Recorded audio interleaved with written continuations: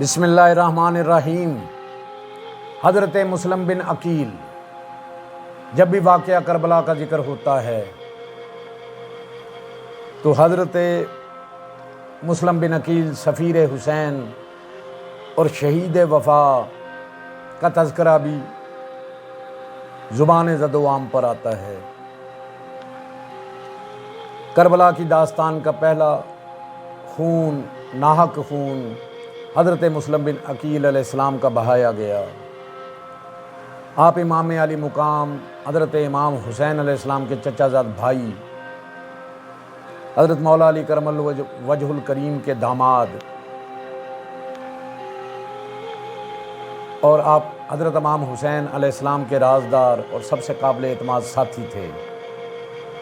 حضرت امام حسین علیہ السلام نے کوفہ کے حالات جاننے کے لیے جس شخصیت کو منتخب فرمایا وہ تھے حضرت مسلم بن عقیل رضی اللہ تعالیٰ عنہ۔ آپ کی زندگی وفاداری، اخلاص، شجاعت اور قربانی کا ایسا نمونہ ہے جو تاریخ میں سنہری حروف سے لکھا گیا۔ حضرت مسلم بن عقیل علیہ السلام حضرت عقیل بن ابی طالب کے فرزند تھے۔ آپ حضرت علی المرتضیٰ کرم اللہ وجہ الکریم کے بھتیجے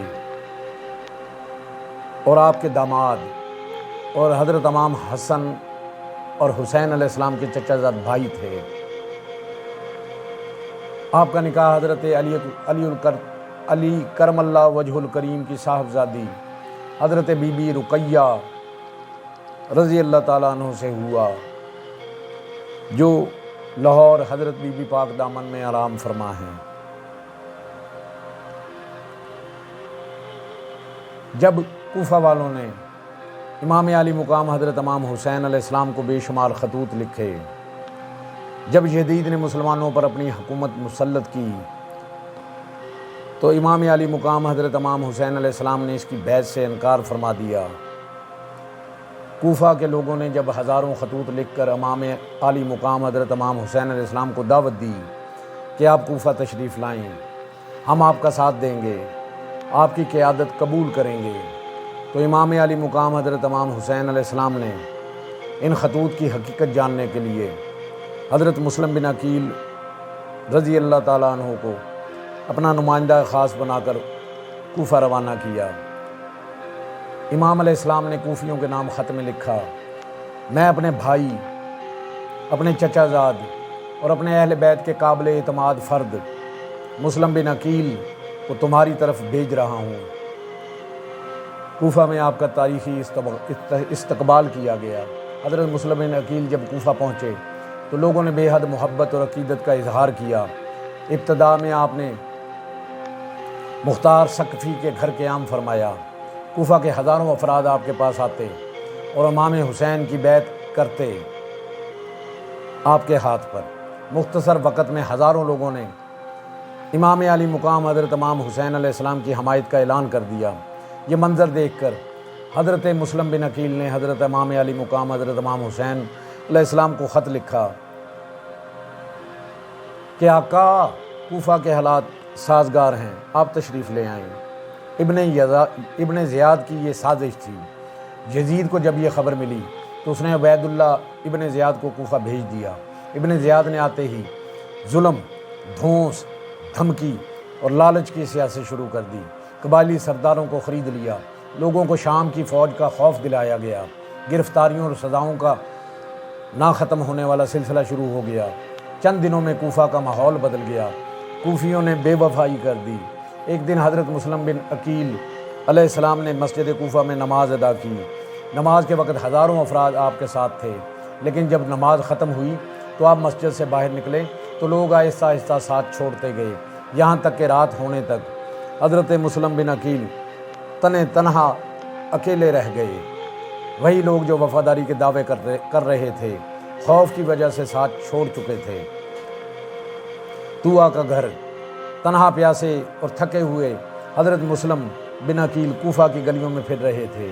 آخر ایک نیک خاتون طوع کے گھر کے سامنے پہنچے۔ آپ نے پالی طلب کیا۔ جب طوع کو معلوم ہوا کہ یہ امام علی مقام حضرت امام حسین علیہ السلام کے سفیر مسلم بن عقیل ہیں تو انہوں نے ادب و احترام کے ساتھ اپنے گھر میں پناہ دی مگر افسوس طوع کے بیٹے نے انعام کے لالچ میں ابن زیاد کے سپاہیوں کو اطلاع دے دی۔ تنے تنہا مارکا، صبح ہوتے ہی سینکڑوں سپاہیوں نے گھر کا محاصرہ کر لیا۔ حضرت مسلم بن عقیل علیہ السلام تلوار لے کر باہر نکلے۔ ایک طرف اکیلا مسلم بن عقیل تھا اور دوسری طرف پوری فوج، مگر آل ابی طالب کے شجاعت جوش میں تھی۔ آپ نے ایسا مقابلہ کیا کہ دشمن کے قدم اکھڑ گئے، بہت سے سپاہی زخمی اور ہلاک ہوئے، واصل جہنم ہوئے۔ ابن زیاد کی فوج براہ راست مقابلہ نہ کر سکی۔ گرفتاری، بالآخر دشمن نے دھوکے اور چال سے کام لیا۔ شدید زخمی حالت میں حضرت مسلم بن عقیل کو گرفتار کر لیا گیا۔ جب انہیں ابن زیاد کے دربار میں پیش کیا گیا تو آپ نے جرأت و حق گوئی کا ایسا مظاہرہ کیا کہ ظالم گورنر بھی پریشان ہو گیا۔